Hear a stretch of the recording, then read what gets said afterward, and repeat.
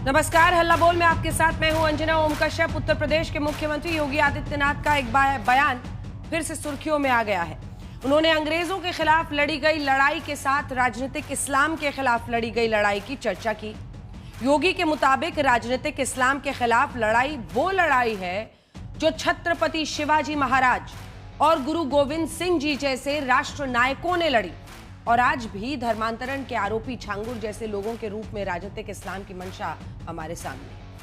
अब थ्योरी क्या है जो योगी आदित्यनाथ ने दी है? देखिए, उनके इस बयान पर तूफान खड़ा हो गया है। समाजवादी पार्टी इतिहास को पढ़ने की नसीहत कह रही है। इस देश को बनाने में हिंदू मुसलमान सबका खून पसीना लगा है, ये याद दिला रही है। लेकिन क्या योगी आदित्यनाथ का यह बयान राष्ट्र की संस्कृति और सनातन के संघर्ष पर नई बहस छेड़ रहा है? हाल ही में समाजवादी पार्टी के अध्यक्ष अखिलेश यादव का वो बयान भी सुर्खियों में है जिसमें उन्होंने दियों के खर्चे पर सवाल उठाया। लेकिन योगी न सिर्फ राजनीतिक इस्लाम पर हमलावर हुए, बल्कि उन्होंने हलाल सर्टिफिकेशन को भी राष्ट्र विरोधी एजेंडा कहा है। सवाल यह है कि दिया पर खर्चा क्यों वर्सेस हलाल का पर्चा क्यों, कि इस लड़ाई का अंजाम क्या होगा। इससे पहले कि हम चर्चा की शुरुआत करें, देखिए, मुद्दा राजनीतिक तरीके से अगर आप देखिए तो छांगुर के मुद्दे को भी घसीट लाता है। क्या छांगुर राजनीतिक इस्लाम का मोहरा है? देश पर घाव गहरा है राजनीतिक इस्लाम पर योगी का संग्राम। हल्ला बोल में हम करेंगे चर्चा, लेकिन पहले ये रिपोर्ट। राजनीतिक इस्लाम के खिलाफ भी हमारे पूर्वजों ने लड़ाई लड़ी थी, बड़ी बड़ी लड़ाइयां लड़ी थी। छत्रपति शिवाजी महाराज को, गुरु गोविंद सिंह जी महाराज को, महाराणा प्रताप को, महाराणा सांगा को। इसी बात को लेकर के हम उनको राष्ट्र नायक के रूप में सम्मान देते हैं। राजनीतिक इस्लाम यूपी के मुख्यमंत्री योगी आदित्यनाथ की इस लकीर ने एक नई बहस छेड़ दी है। इस देश ने अंग्रेजों के खिलाफ लड़ाई को तो अहमियत दी है, लेकिन योगी उसी सांस में राजनीतिक इस्लाम के खिलाफ देश की लड़ाई की याद दिला रहे। बात सिर्फ इतिहास के युद्धों की नहीं।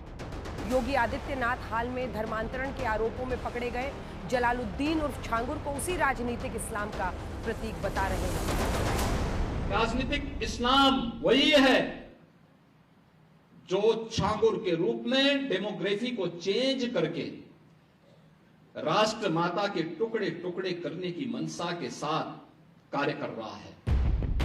राजनीतिक इस्लाम पर सोशल मीडिया या गैर राजनीतिक मंचों पर खूब बहसें हुई हैं, लेकिन राजनीति के विमर्श में शायद ये पहली बार आया है, इसलिए राजनीति की तलवारें खींच गई हैं।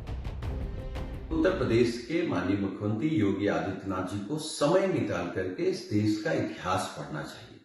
इस देश को बनाने में हिंदू, मुस्लिम, सिख, ईसाई सबका खून लगा है, सबका पसीना लगा है।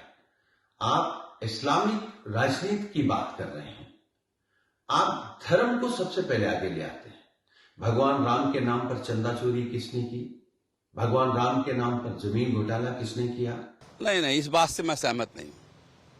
इस्लामिक करण किसने किया है? ये जो 800 साल हुकूमत किया है मुगलों ने। अब मुगलों के शासन में जितने महत्वपूर्ण पद थे उसमें ठाकुर लोग रहते थे, ठाकुर बिरादरी के लोग। अकबर का सेनापति कौन था? ठाकुर थे।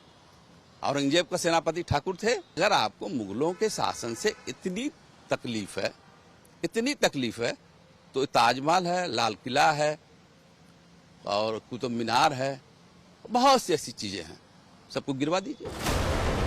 योगी आदित्यनाथ का बयान ऐसे समय में आया है जब दीपावली के ठीक पहले समाजवादी पार्टी के अध्यक्ष अखिलेश यादव का दीपावली की सजावट पर दिया गया बयान विवादों में है।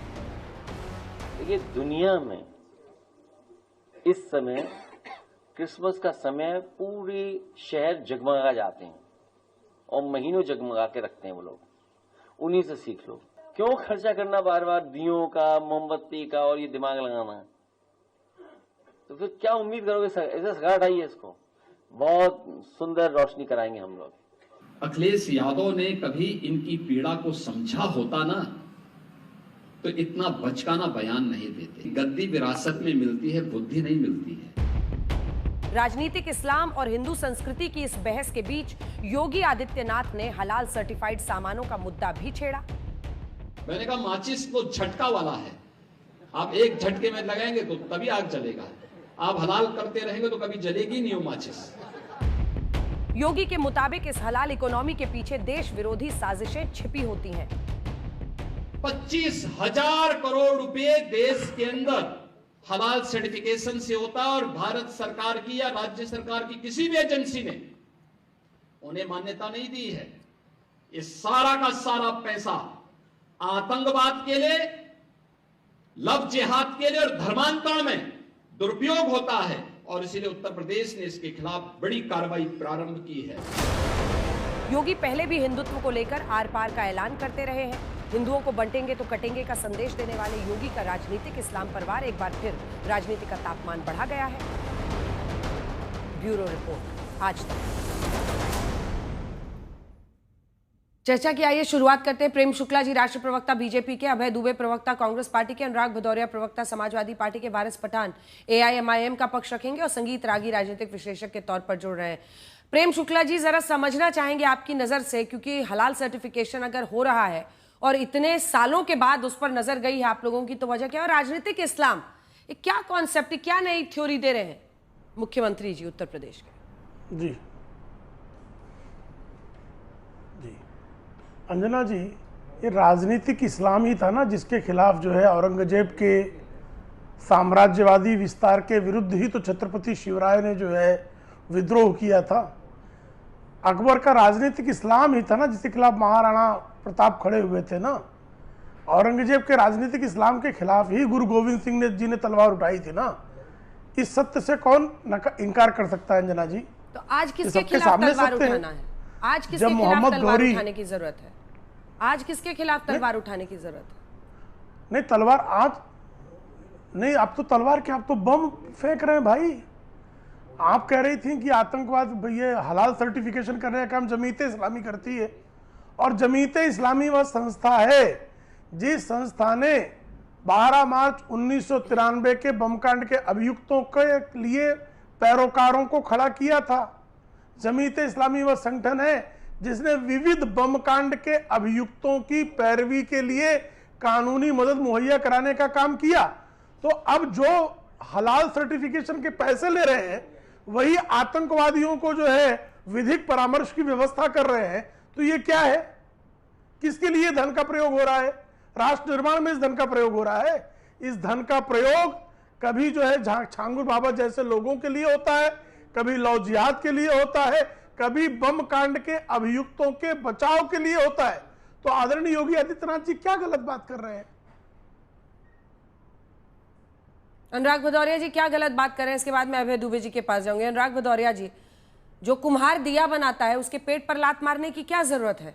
मोमबत्ती दिए नहीं, बिजली वाले ही लाइट जलाओ जैसे क्रिसमस में दिया होता है, क्रिसमस में रोशनी होती है। क्या जरूरत है ये सब कहने की? इसी से तो एक संदेश जाता है ना, क्योंकि लोगों की आस्था से जुड़ा हुआ है। और दीप जलाना मतलब इससे बड़ी तो कोई प्रथा आस्था है ही नहीं। देखिए, सबसे पहले अगर पूरा शब्द सुनेंगे तो सीधी सी बात कही गई है कि दीप जले और यहाँ पे मोमबत्तियां जलें। मोमबत्ती और दीप की आभा की, रोशनी की जो आभा है उसको बरकरार रखने के लिए, 2-2 महीने तक बरकरार रखने के लिए अगर आप लाइटनिंग करते हैं, पूरी तरह प्रभु राम के आने का उत्सव 2-2 महीने तक मनाते हैं, तो क्या दिक्कत है भारतीय जनता पार्टी को? और हमने तो बोला है कि हम आएंगे तो दिए, हम 1 करोड़ दिए जलाएंगे। आपने तो 26 लाख जलाए। और आपने तो दिए जो वहाँ अयोध्या में जो बेचारे दिए बनाए, हमारे कुमार समाज के लोग बैठे रहे, 1-2 लाख दिए बनाए बैठे रहे, आपने उनसे दिए ही नहीं खरीदे। पिछली बार तो उनसे खरीदे थे, इस बार आपने बिजनेस कर ली, किसी कंपनी को दे दिया खरीदने के लिए, तो बेचारे बनाए बैठे रह गए। सुन लीजिए वो बेचारे क्या कह रहे हैं, उनकी बात भी सुन लीजिए। दूसरी बात, आप झांगुर बाबा की बात कर रहे हैं, ये बाबा आपके लिए होंगे वो झांगुर, और जो झांगुर जैसा व्यक्ति आपके सरकार में पनपा फूला बड़ा हुआ। भाई 8.5 साल से आपकी सरकार 2021-22 उसने इतना आलीशान मकान बना लिया, डीएम एसपी वहां का लेखपाल कमिश्नर क्या कर रहे थे? उन अधिकारी पे कार्रवाई क्यों नहीं हुई? कार्रवाई को सस्पेंड करना चाहिए ना अधिकारी को। क्यों अधिकारी पनपते रहे? भैया 2021 में तो आपकी सरकार थी।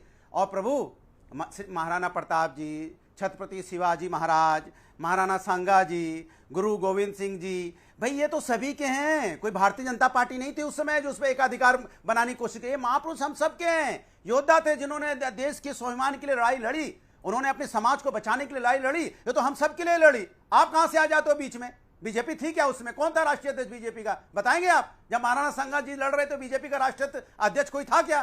माने कुछ भी बोलते हो आप लोग। भाई आपने जिम्मेदारी से भाग रहे, सरकार आपकी है, आप कहते हो हलाल की बात करते। अरे हलाल का सर्टिफिकेट जैसे एफसीआई का देते हैं, आईएसआई का देते हैं, हलाल का सर्टिफिकेट आपकी मिनिस्ट्री ऑफ कॉमर्स दे रही है। उनसे पूछे ना आप किस तरह से आई कैश अगर लिखते हैं तो वेबसाइट में, आई कैश की वेबसाइट में वो सर्टिफिकेट देते हैं, वो एक्सपोर्ट करते हैं, मीट एक्सपोर्ट करते हैं। तो एक्सपोर्ट बंद करवा दीजिए, आप सर्टिफिकेट बंद करवा दीजिए सरकार से बोल के। सरकार तो आपकी है प्रभु, मेरी सरकार नहीं है। 15% यहां पे मीट का व्यापार बढ़ा है इस देश के अंदर में, तो कैसे बढ़ गया भैया? स्लॉटर हाउस बंद करवा दीजिए। स्लॉटर हाउस तो चल रहे हैं बिना आपकी परमिशन के, कैसे चल रहे हैं? मतलब आप स्लॉटर हाउस भी चलाएंगे, आपके यहां देश से एक्सपोर्ट भी बाहर जा रहा है 160 कंट्रियों में, 15% एक्सपोर्ट का व्यापार भी बढ़ गया, जिम्मेदार विपक्ष हो गया। ये तो पहली बार पता चल रहा है। अगर समाज के अंदर में कोई हलाल फर्जी सर्टिफिकेट बना के अगर देश के अंदर में कोई सामान बेच रहा है, जेल में डालिए। किसने आपको रोका? मंच पे बोलने के लिए थोड़ी है। हलाल को छुआ नहीं जाए, रोका नहीं जाएगा, मारा जाएगा, उसका पकड़ा जाएगा, धकड़ा जाएगा, ये सब क्या है भाई? अरे आप पकड़िए, जेल में डालिए, कहानी क्यों बताते भाई? प्रेम शुक्ला जी जवाब दीजिए। फेल हो चुकी है, आप फेलियर हैं, क्योंकि आपके रोजगार पे बात करने नहीं, एक सेकंड, चलिए आज इस बात के लिए मैं आज तक का आभार व्यक्त करता हूँ। बोलिए बोलिए प्रेम शुक्ला जी बोलिए। मैं इस बात के लिए आज तक का आभार व्यक्त करता हूँ। रुकिए भदौरिया जी, मैं इस बात के लिए आज तक का आभार व्यक्त करता हूँ कि आज आपके मंच ने जो है श्रीमान अनुराग भदौरिया से हलाल सर्टिफिकेट इश्यू करने वालों गिरफ्तारी की मांग कराई। ये समाजवादी पार्टी की आधिकारिक मांग है। मुझे विश्वास है कि अनुराग भदौरिया समाजवादी पार्टी के आधिकारिक प्रवक्ता होने के नाते हलाल सर्टिफिकेट इश्यू करने वालों के खिलाफ गिरफ्तारी की कार्रवाई की मांग कर रहे हैं। अनुराग जी टिकिएगा, भागिएगा मत इस पर से, क्योंकि हलाल सर्टिफिकेट इश्यू करने वाले तमाम मुस्लिम तंजीमें हैं और मुस्लिम तुष्टिकरण के भय से आपका दल जो है आपको कान पकड़ के पार्टी से बाहर निकाल देगा, लेकिन हलाल सर्टिफिकेट इश्यू करने वाली तंजीमों की गिरफ्तारी की कार्रवाई की मांग का समर्थन नहीं करेगा। अगर अभी भी, मैं अंजना जी आपसे आग्रह करता हूं, उनसे पूछ लीजिए ये कंफर्म है क्या कि हलाल मैं पूछ रही हूं वाली जो तंजीमें जल्दी से दिखा दीजिए एक बार जो चारों नाम है, 8वें नंबर का ग्राफिक से दिखाइए। हलाल इंडिया प्राइवेट लिमिटेड। भदौरिया जी पढ़े तो फटाफट गूगल करके, लेकिन ठीक से पढ़ नहीं पाए क्योंकि it is primarily handled by private organisations. 4 private organisation है Anurag ji. Halal India private limited, halal certification services India private limited, Jamiat Ulemae Maharashtra जिसमें जमीयत उलेमाए हिंद की राज्य इकाई है, ये जमीयत उलेमाए हिंद हलाल ट्रस्ट, ये लोग करते हैं। इनको अरेस्ट किया जाए, क्या कह रहे हैं? देखिए मैंने आपको अंजना जी पहले गिरफ्तार किया जाना चाहिए। नहीं, मैं जवाब दे रहा हूं आपको। पहले ही बोला था हमने, सुनिए मेरी बात को, नहीं मैं बात कर रहा हूं। गिरफ्तार किया जाना चाहिए, बहुत सीधा सवाल है। कॉमर्स मिनिस्ट्री के अंदर में आती है क्या? वो जो सर्टिफाइड देते हैं हलाल का, लोग जो वहां पे होमोग्राम देते हैं, होलोग्राम देते हैं, उससे एक्सपोर्ट होता है ना। तो एक्सपोर्ट जब मीट हो रहा है तो सरकार की बिना परमिशन के एक्सपोर्ट कैसे हो जाएगा? तो एक्सपोर्ट आपने रोका क्या? रोकने की कोशिश की क्या कि मीट एक्सपोर्ट नहीं होगा? क्या मिनिस्ट्री को पता नहीं चल रहा कि मीट एक्सपोर्ट हो रहा है और हलाल सर्टिफिकेट से एक्सपोर्ट हो रहा है? आपको नहीं पता है क्या? तो सरकार पे सवाल उठाइए आप कि यहाँ 15% मीट का व्यापार कैसे बढ़ गया, कैसे एक्सपोर्ट हो गया? हलाल सर्टिफिकेट से ही तो हो रहा है ना। तो आपकी बिना परमिशन तो हो नहीं रहा है। दो चीजें अनुराग जी, इन चारों को आपने कहा कि इनको गिरफ्तार करो, जो लोग ये सर्टिफिकेट देते हैं उनको गिरफ्तार करो। ये 4 संस्थाएं हैं, आपको लगता है इनको इनकी गिरफ्तारी हो जानी चाहिए इस वजह से? मैंने आपसे क्या बोला? मैंने कहा इस देश के अंदर में साफ सी बात है, एफएसआई, आईएसआई और दूसरी जो हमारी संस्थाएं जो मानक हैं, मानक के अलावा अगर समाज के अंदर में कोई सर्टिफिकेट देता है तो गलत है कि नहीं, आप बता दीजिए। और अगर सरकार के सामने दे रहा है और मीट एक्सपोर्ट भी हो रहा है तो मीट एक्सपोर्ट का सर्टिफिकेट कौन देता है, जरा आप बता दीजिए। अंजना जी, मैं आपसे प्रेम शुक्ला जी, अनुराग जी 4 संस्थाएं थी, आपने जो बोल दिया, मैं तो कह रही हूं अभी उसको कोर्स करेक्शन कर लीजिए। संस्थाओं को अरेस्ट करने की जरूरत नहीं पड़ेगी, आपको सिर्फ इस प्रथा को रोकना होगा। आप थोड़ा सा बह के ज्यादा बोल गए। लेकिन दूसरी तरफ प्रेम शुक्ला जी, ये जितनी भी संस्थाएं हैं प्राइवेट ऑर्गेनाइजेशन, उसमें हलाल सर्टिफिकेट को स्ट्रीमलाइन करने के लिए इंडिया कंफर्मिटी असेसमेंट स्कीम आईकैस हलाल, ये तो कॉमर्स मिनिस्ट्री लाती है। तो रोकना तो आप ही को पड़ेगा ना। आपने तो इसको स्ट्रीमलाइन करने के लिए कि भारत में क्या नियमों का पालन होना चाहिए, आपको भी समझ में आया कि इस देश में एक आबादी है बहुत ज्यादा जो कि हलाल सर्टिफिकेशन वाली ही मीट खाएगी, तो आपने उसी लिए ये स्ट्रीमलाइनिंग की थी। तो या तो आपको ये स्ट्रीमलाइनिंग रोकनी पड़ेगी कॉमर्स मिनिस्ट्री से, या फिर ये जो भाषण दे रहे हैं उसका कोई अर्थ नहीं होगा। जी नहीं, आदरणीय योगी आदित्यनाथ जी ने उत्तर प्रदेश में इस स्ट्रीमिंग लाइनिंग को रोक दिया है।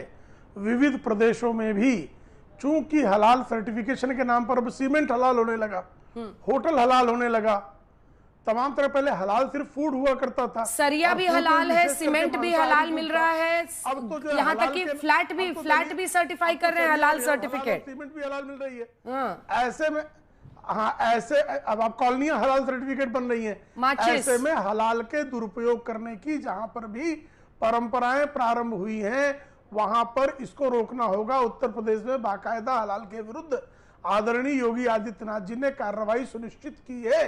इसी तरह से कार्रवाई अन्य स्थानों पर भी होनी चाहिए और भारतीय जनता पार्टी इस पर स्पष्ट है। मिनिस्ट्री ऑफ कॉमर्स को भी स्ट्रीमलाइनिंग करने वाली संस्थाओं के खिलाफ जो है कार्रवाई का निश्चित तौर पर जो है नियमावली बनाई जानी चाहिए। राजनीतिक इस्लाम की जब चर्चा कर रहे हैं योगी आदित्यनाथ, तो उनका सीधा सीधा मतलब उस तुष्टीकरण से है, अल्पसंख्यक तुष्टीकरण की राजनीति जो कि पारंपरिक रूप से तमाम पार्टियां इस देश में कर रही थी। क्या ये सच नहीं है? वो कह रहे हैं उनके खिलाफ हमें लड़ना है। अंजना जी, जब भी चुनाव आते हैं भारतीय जनता पार्टी के नेता मुसलमान के पीछे छुप जाते हैं। बेरोजगारी से युवाओं का भविष्य चूर चूर, आदित्यनाथ जी करिए झांगुर झांगुर। पलायन को लोग मजबूर, करिए झांगुर झांगुर। भ्रष्टाचार भरपूर, दिन भर करिए झांगुर झांगुर। ये बिहार आए थे तो भी यही किया। और बेरोजगारी के बेताज बादशाह आदित्यनाथ जी आए थे यहां पलायन के ब्रांड एम्बेसडर नीतीश कुमार के पास। तो मैं देख रहा था कि आखिर समानता क्या है दोनों में। दोनों एक जैसे, भर्ती और प्रवेश परीक्षा के एक जैसे स्कैम, इसलिए ये सांप्रदायिक उन्माद की आग में जल रहे हैं। उत्तर प्रदेश यूपीएसआई भर्ती घोटाला, विद्युत इंजीनियर भर्ती घोटाला, यूपीएससी ट्यूबवेल ऑपरेटर भर्ती घोटाला, यूपीएससीसी वीडियो परीक्षा घोटाला, यूपी टीईटी 2021 पेपर लीक घोटाला, यूपी लेखपाल भर्ती घोटाला, यूपी पुलिस कांस्टेबल घोटाला, यूपी विधानसभा सचिवालय घोटाला, बिहार उत्पाद विभाग घोटाला, Bihar BPSC 67 PT paper leak घोटाला, सिपाही भर्ती घोटाला, अमीन भर्ती घोटाला, एनईटी पेपर लीक घोटाला, बीपीएससी घोटाला। एक जैसे अभय जी, आपने 2 सर्टिफिकेट दिए अभी, जानकर चौंक जाएंगे। एक सर्टिफिकेट आपने योगी जी को यह दे दिया कि वो सिर्फ चुनाव के पहले हिंदू मुस्लिम करते हैं, तो क्या बाकी के 4 साल वो हिंदू मुसलमान नहीं करते हैं? बता रहा हूं, देखिए। दूसरा सुनिए ना प्रभु, क्या आप इस बात के पक्ष में है कि सरिया, सीमेंट, फ्लैट, कॉलोनी, माचिस की डिब्बी, इस सब पर हलाल सर्टिफिकेशन हो? एक इशू रेज हो रहा है, उस पर अपनी राय तो रख दीजिए कि ये होना चाहिए नहीं होना चाहिए। समझ में तो आए कि क्या सोच है? अरे, इस हिंदुस्तान के लोगों के आमदनी के अवसर हलाल और झटके से काट दिए गए, उस पर बहस नहीं करनी चाहिए क्या लोगों को? आप चौंक जाएंगे देशवासियों में जो आंकड़े देना चाहता हूं। एक तरफ नीतीश कुमार जी ये चुनौती देते हैं, वो कहते 3 करोड़ 18 लाख लोगों को पलायन के लिए मैंने मजबूर कर दिया। आदित्यनाथ जी क्या कह रहे हैं? आदित्यनाथ जी के लिए मोदी जी ने कहा ई श्रम पोर्टल पर 8 करोड़ 41 लाख लोगों ने उत्तर प्रदेश में पलायन किया है। हत्या, बलात्कार, अपहरण, मैं नहीं कह रहा हूं, आज तक की रिपोर्ट, उत्तर प्रदेश एनसीआरबी की रिपोर्ट के अनुसार नंबर 1। बिहार ने सारे रिकॉर्ड तोड़ दिए। बिहार क्या कह रहे हैं नीतीश कुमार जी? अमित शाह के सर्टिफिकेट की बात कर रहे हैं कि 33 अपहरण, 8 हत्याएं, 156 जघन्य अपराध मेरी जमीन पर होते हैं। आप कहां लगते हो Adityanath ji? Bihar multidimensional poverty index, Nitish बाबू कहते हैं 51% गरीबी परोस दी मैंने, तो आदित्यनाथ जी कहते हैं चिंता मत करो, 40% गरीबी की आग में मैंने भी अपने नागरिकों को अभय जी, मुझे लग रहा है अभी भी आप पटना में ही हैं और इसीलिए हलाल सर्टिफिकेशन के खिलाफ बोलने से बच रहे हैं। मैं आपकी मजबूरी समझती हूँ, ये भी एक राजनीतिक मजबूरी है जिस पर इस देश में चर्चा छिड़ी रहती है बीच बीच में। अच्छी बात है, मैं लौटूंगी। आपने सभी बातें जो कही अपनी जगह पर हैं और उस पर आपको बीजेपी से सवाल करने चाहिए, लेकिन जिस मुद्दे पर आज हम बहस कर रहे हैं उससे आप बचते हुए दिखाई दे रहे हैं। एक बार दिखाइए, वारिस पठान को दिखाइए और संगीत रागी जी को। वारिस पठान साहब, होना चाहिए क्या ये हलाल सर्टिफिकेशन सब पर? योगी जी कह रहे हैं खत्म करो इसको। देखिए अंजना जी, योगी जी संविधान की शपथ लेके उत्तर प्रदेश के मुख्यमंत्री बने हैं मगर पूरे संविधान की रोज धज्जियां उड़ा रहे हैं। ना संविधान को मानते, ना कायदे कानून को मानते, ना रूल ऑफ लॉ फॉलो करते।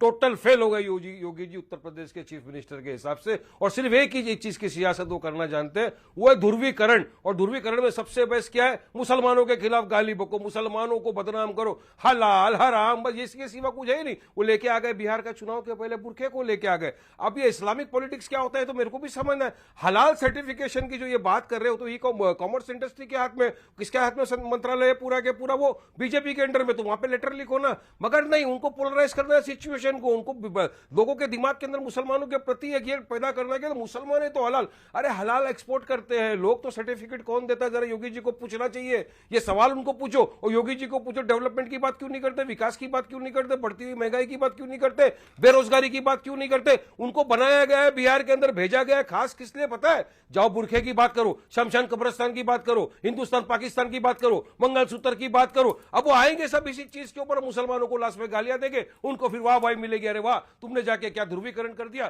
तो बीजेपी असली मुद्दे के ऊपर कब बात करेगी अंजना जी? क्या हम ये हलाल बुरखा इसी के ऊपर रह गए कि बिहार के ऊपर जो चुनाव आ रहा है वहां की बात करेंगे कभी कि वहां पे डेवलपमेंट? आप भी मेरे प्रश्न से भाग गए वारिस जी। वारिस जी को दिखाइए मेरे साथ। वारिस जी, आप भी मेरे प्रश्न से भाग गए।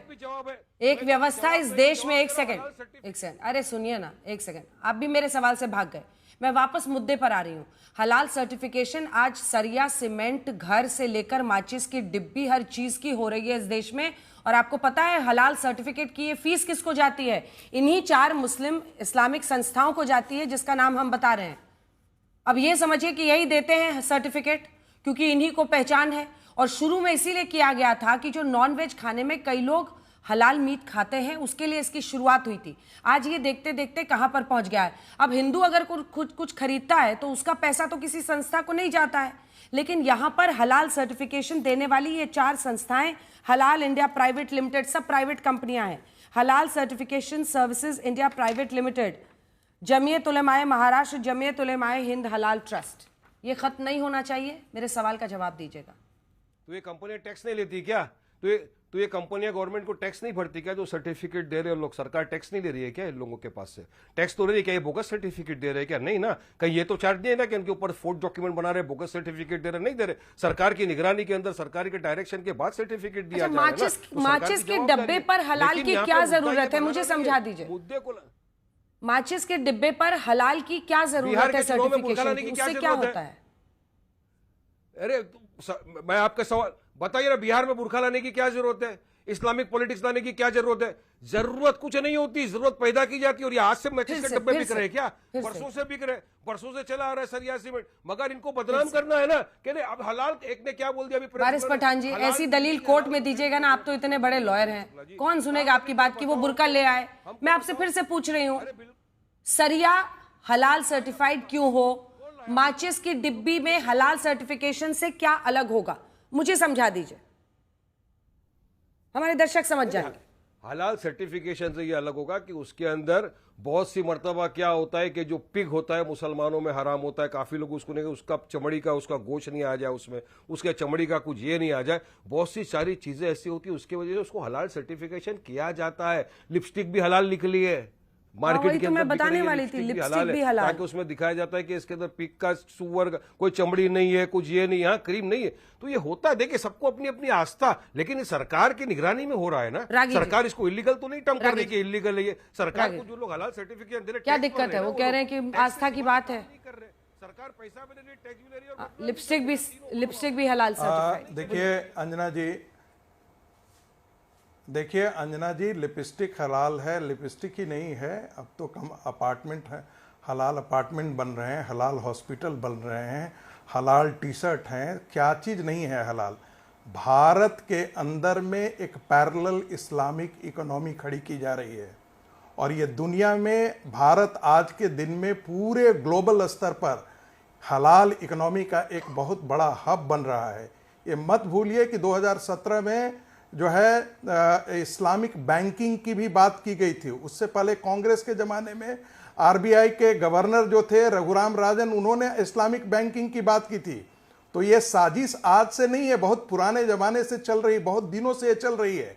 खास करके 2009-11 के बाद ये इस्लामिक एसर्शन का हिस्सा बन गया है। दूसरी बात, पॉलिटिकल इस्लाम के कारण ही इस देश का विभाजन हुआ, क्योंकि पॉलिटिकल इस्लाम कहता है, इस्लामिक थियोलॉजी दारुल हरब और दारुल इस्लाम में पूरी दुनिया को विभाजित करती है और कहते हैं कि जहां पर इस्लाम का शासन नहीं है वहां पर हमको इस्लाम का शासन लाने के लिए काम करना है, हमें उसे दारुल इस्लाम में कन्वर्ट करना है।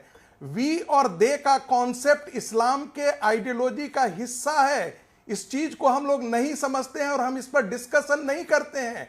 यही कारण है कि जितने भी एक्सपेंशनिस्ट रिलीजन है, क्या कारण है कि विवेकानंद को कहना पड़ा कि एक भी व्यक्ति यदि हिंदू समाज से बाहर जाता है तो हिंदू समाज की एक संख्या कम नहीं होती है, बल्कि हिंदू समाज का एक दुश्मन पैदा होता है। वो इस्लाम को ही उन्होंने इंगित करके ये बातें कही थी, किसी और धर्म को इंगित करके नहीं कही थी। तो ये चीजें हमको ध्यान में रखना चाहिए। ये कन्वर्जन क्यों होता है? कन्वर्जन सिर्फ रिलीजन का नहीं होता है, कल्चर भी बदलता है, पॉलिटिकल डिस्कोर्स भी बदलता है। वही कारण है कि जब इस्लामिक इन्वेजन के बाद जितना ये सब धर्मांतरण हुए तो भारत का वो हिस्सा जो इस्लाम बहुल हुआ वो कट करके बिखर गया। आज जो ये बात करते हैं कि ये भाई इतनी साधारण सी बात थी, हमें तो बड़ा धैर्य, बहुत हमें दुख हुआ कि कांग्रेस के प्रवक्ता ने इसको इतना हल्के तरीके से ये किया। पॉलिटिकल इस्लाम डॉक्ट्रिन को, इस्लाम इज इसेंशियली पॉलिटिकल। जितने भी होमोजेनाइजिंग रिलीजन है, एक्सपेंशनिस्ट रिलीजन है, वो पॉलिटिकल ही कैरेक्टर में है। वो बदलते ही इसलिए हैं क्योंकि संस्कृति में बदलाव आ जाए, वहां की सभ्यता में बदलाव आ जाए, वहां के विचार विचार खाने ये सारे, और उसी का नतीजा ये है कि पहले तो हम लोगों ने नहीं देखा था, हम तो झटका हलाल जानते थे, लेकिन अब इसका उत्तर क्या है? Political Hindutva is the response to the political Islam and political Christianity in India. जब आप लोग बात करते हैं ना कि हिंदू मुस्लिम क्यों हो, तो इसका एक ही जवाब है, संगीत रागी जी, इस्लाम पॉलिटिकल कैरेक्टर है। हमेशा सामने उंगली दिखाने से नहीं होगा। जो जातिगत भेदभाव, एक बार आवाज नीचे कीजिएगा इनके, जो जातिगत भेदभाव हिंदू धर्म में रहा वो भी एक वजह बना कि कई लोगों ने दूसरे धर्म को अपनाया। आप जातिगत भेदभाव को खत्म ना कर पाए तो अपनी कमजोरी में हमेशा दूसरे धर्म को उंगली उठाकर या उस पर उंगली उठाकर नहीं हो सकता ना मिस्टर रागी, ये भी तो सोचना होगा। अंजना जी, इसका अंजना जी एक उत्तर हमें दे लेने दीजिएगा जल्दी। पूरा यूरोप क्रिश्चियनिटी में कन्वर्ट कर गया था, तो उस समय क्या वहां का जाति और धर्म अलग अलग था क्या? वहां हमसे ज्यादा मैं भारत की बात कर रही हूँ, भारत पे तो जवाब दीजिए ना। पूरा यदि सेंट्रल मुझे भारत पर जवाब दीजिए ना। वही बात, अरे भाई भारत पर जवाब दीजिए। रिलीजन है, तलवार के बल पर कन्वर्ट किया। भाई भारत की बात तो मैं कह रहा हूं, भारत के कारण ये जाति व्यवस्था थी कि बच भी गए आप। ऐसे कई रिसर्च पेपर्स आप दिखा दूंगा जिसके धातीय कारण जाति कट्टरता थी जो इस्लाम से बचा पाया। ठीक है, सेंट्रल एशिया नहीं बच पाया, ठीक है, मध्य एशिया अभय दुबे जी वो सीधा आपको टारगेट कर रहे थे, इसके बाद भदौरिया जी फौरन आ रही हूँ। अभय जी जवाब दीजिए, पटना में है, लगता है चुनाव में आप हैं इसीलिए इस मुद्दे से एकदम बचते हुए दिखाई दे रहे हैं, इस पर आप दो लाइन भी बोलने को तैयार नहीं है। और राजनीतिक इस्लाम की वो बात कर रहे हैं, या फिर अगर ये जो हलाल सर्टिफिकेशन की, इससे मुस्लिमों की छवि खराब करने का आरोप कैसे लग जाता है? मतलब ये तो एक वैलिड डिबेट है जो होनी चाहिए कि इसकी जरूरत है कि नहीं है। नहीं, कौन कह रहा है ये बात?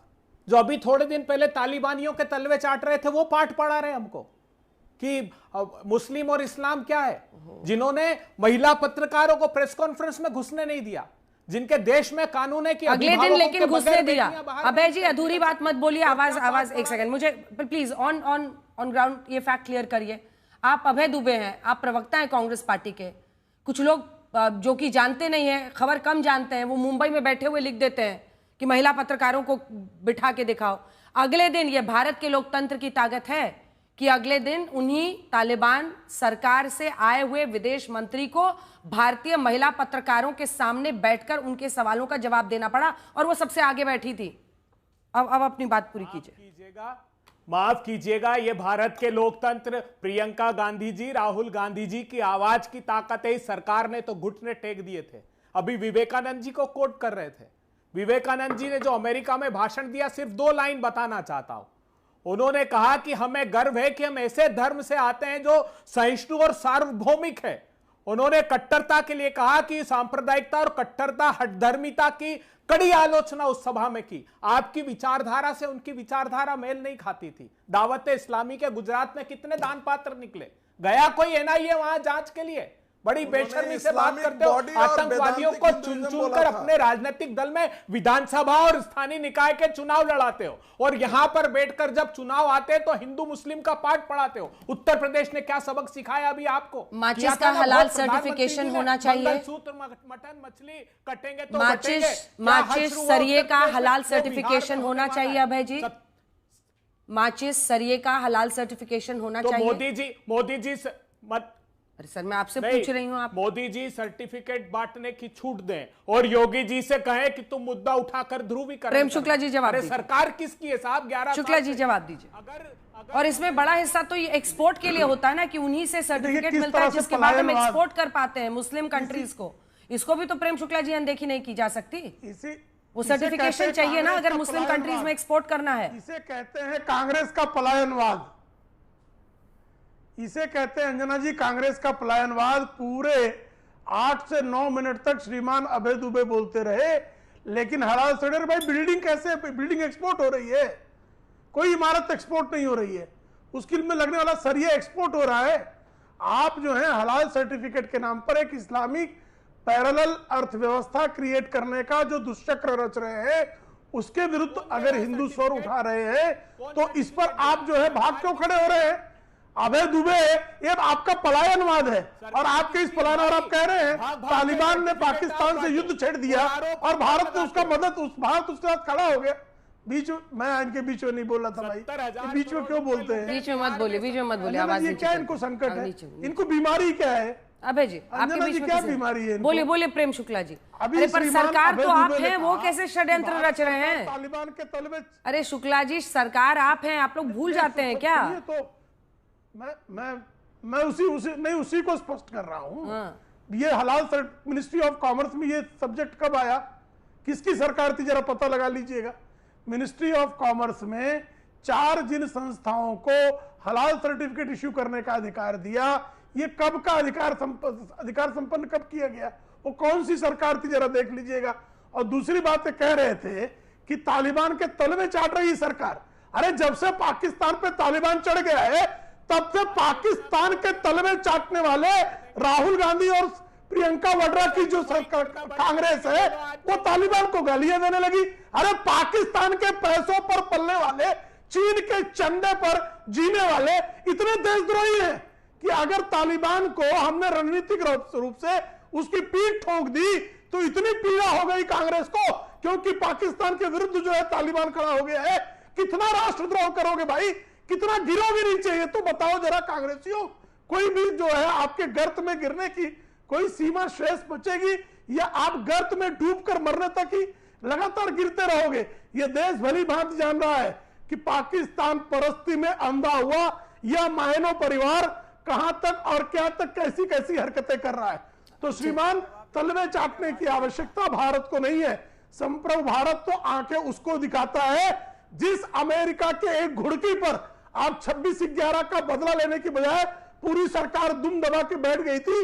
ये आपके गृह मंत्री पी चिदम्बरम ने स्वीकार किया है। ठीक है, ठीक है, एक जवाब आप दे दीजिए, उसके बाद से अभय दुबे जी को, अभय जी को दिखा दीजिए, अभय जी, क्योंकि सीधा उनकी सरकार पर कर रहे हैं। अभय जी जल्दी से एक छोटा सा कमेंट, फिर मुझे अनुराग जी के पास जाना है। अंजना जी, आज चुनौती देता हूं, यहां कहे भारतीय जनता पार्टी के प्रवक्ता कि ये 6:40 के बाद ये प्रतिबंधित कर देंगे, कहे ना, रेमिटेंस का सवाल खड़ा होगा तो फिर भाग खड़े होंगे।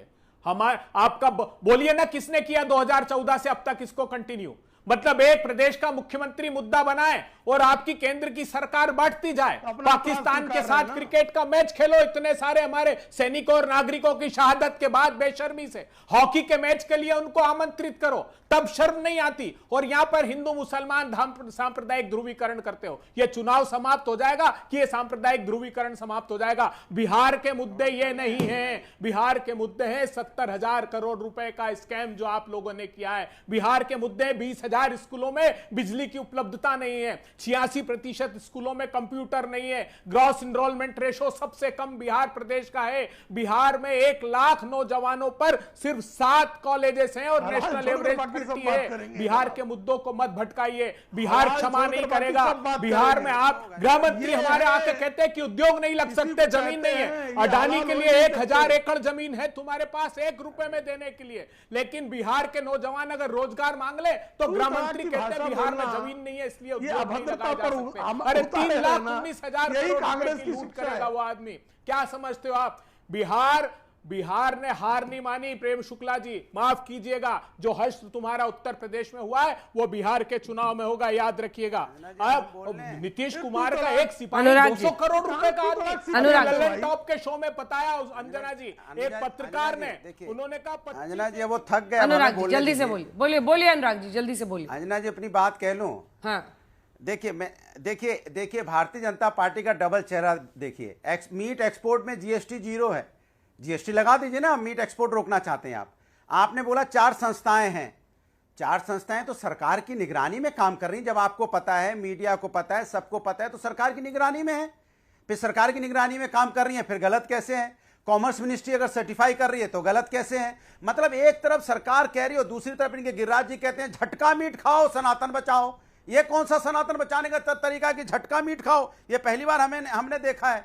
कमाल है भैया इनका, तो इनके कैसे माने कमाल की बातें करते हैं। झटका मीट से सनातन बचाओ। संस्थाएं 4 काम कर रही हैं, सरकार की निगरानी में हैं। हम सवाल उठाते हैं, अगर आपको कुछ गलत लगता है तो यहां संविधान और कानून है, संविधान कानून के हिसाब से चलिए। आपको लगता है तो आप कार्रवाई कीजिए। फिर आपकी कॉमर्स मिनिस्ट्री छूट भी दे रही है, 15% मीट का एक्सपोर्ट भी बढ़ा है, और इधर उत्तर प्रदेश में मुख्यमंत्री कुछ अलग बोल रहे हैं, आपके यहां दिल्ली में कुछ अलग हो रहा है। तो हम यही तो कहते हैं प्रभु, आप पहले तय तो कीजिए। दिल्ली वाले तय कर लें क्या करना है, उत्तर प्रदेश वाले तय कर ले क्या करना है। उत्तर प्रदेश की बीजेपी तय कर ले, दिल्ली की बीजेपी तय कर ले, उत्तर प्रदेश की गवर्नमेंट तय कर ले, दिल्ली की बीजेपी गवर्नमेंट तय कर ले। आपस में समन्वय नहीं है। एक तरफ वो सर्टिफिकेट जारी कर रहे हैं, दूसरी तरफ कह रहे हैं कि भैया यहाँ पे गलत हो रहा है, इलीगल हो रहा है, आतंकवादी के लिए पैसा इकट्ठा हो रहा है। तो भैया आतंकवादी के पैसा इकट्ठा हो रहा है तो सरकार क्या कर रही? दोनों जगह तो आपकी सरकार है। इसलिए तो मैंने बोला, अगर कोई इस देश के अंदर में गलत काम करेगा तो उसमें तो कार्रवाई होगी। अगर गलत काम नहीं कर रहा तो क्यों कार्रवाई होगी? जब सरकार की निगरानी में काम हो रहा है तो आप देखिए अच्छा ही है ना। फिर तो सरकार को पता है, अंजना जी को पता है, मीडिया को पता है, 4 संस्थाएं काम कर रही हैं, कॉमर्स मिनिस्ट्री को भी पता है, और सब काम हो रहा है। लेकिन डिबेट के लिए यहाँ पे हिंदू मुस्लिम के नाम पे आ जाओ। बिहार का इलेक्शन आया है, हलाल की बात होगी, बुरके की बात होगी, नफरत की बात होगी, दीप की बात होगी। अरे भैया हमने तो कहा, समाजवादी पार्टी राष्ट्रीय अध्यक्ष ने साफ बोला रोशनी जलाइए, प्रेम शुक्ला जी, घर में रोशनी हो। आरोप यह है कि आप बांटने वाले शब्दों को ढूंढ कर चुनाव के पहले लाते हैं, बुरका हो हलाल हो। अब उसके ऐसे दिखा दीजिए वारिस भाई के साथ। नहीं, मैं तो अनुराग जी का बहुत आभारी हूं। आज इन्होंने जो है हलाल सर्टिफिकेट इश्यू करने वालों की गिरफ्तारी की मांग की और अंत तक डटे रहे। तो समाजवादी पार्टी में कम से कम एक प्रवक्ता इतनी शानदार मांग करता है कि हलाल सर्टिफिकेट इश्यू करने वाले मुस्लिम तंजीमों को गिरफ्तार किया जाना चाहिए। तो अनुराग जी मैं आपका अभिनंदन करता हूँ। नौकरी के पीछे काहे लगे डटे रहिएगा, भागिएगा, चुनाव लड़ना है, बिना मतलब का उनके पीछे लग गए आप। शुक्ला जी देखिए डटे हुए हैं वो। शुक्ला जी भदौरिया जी के जीवन से मत डटे हुए हैं। आप नहीं पता है देश संविधान और कानून से चलता है। शुक्ला जी जल्दी से अपनी बात पूरी कीजिए। फिर आपका अभिनंदन कर रहा हूँ अनुराग भाई, मैं तो आपका अभिनंदन कर रहा हूं कि आप जो है हलाल सर्टिफिकेट इश्यू करने का विरोध कर रहे हैं और यहां तक विरोध कर रहे हैं कि उनकी गिरफ्तारी की मांग कर रहे हैं। तो इसके लिए मैं आपका अभिनंदन कर रहा हूं। अभिनंदन पे भी आप इतना काहे चिढ़ जा रहे हैं? देखिए हलाल मीट पर तो बात कोई करी ना, आप हलाल सीमेंट, हलाल इमारत। और आपके लिए तो वारिस जी अच्छा है ना, जब वो बुर्का लाएंगे, हलाल लाएंगे, आप मुसलमानों को उनके खिलाफ डराएंगे, क्योंकि वो ऐसे शब्द लाते हैं अगर ध्रुवीकरण के लिए, तो आप उसको फिर इनकैश करते हैं मुसलमानों को, अन्य अल्पसंख्यकों को खासतौर पर अलग अलग जगहों पर डराने के लिए। सच नहीं है? मैं आपको बताता हूं हकीकत क्या है, पता है आपको अंजना जी? बीजेपी के कुछ मुख्यमंत्री है राज्यों के, इनके बीच में कंपटीशन चल रहा है, होड़ लगी है। कौन बड़ा हिंदुओं का चैंपियंस है। अब क्या होता, योगी जी बोलते जा रहे थे, और आपके नेता, योगी जी घिर गए। और आपके नेता क्या करते हैं? कर दिया कि सुप्रीम कोर्ट की अवमानना करते हैं, सुप्रीम कोर्ट के मैं बात कर रहा हूँ बीजेपी के मुख्यमंत्री की, हमारे नेता ओवैसी जी पर भी तो बोलिए दो लाइन की बात कर रहे हैं, हिस्सेदारी की बात कर रहे हैं योगी के ऊपर। अरे ओवैसी जी पे बोलिए दो लाइन अपने नेता पर, भी दे दीजिए टाइम। देश ओवैसी जी पर बोलिए ना दो लाइन में बात करें।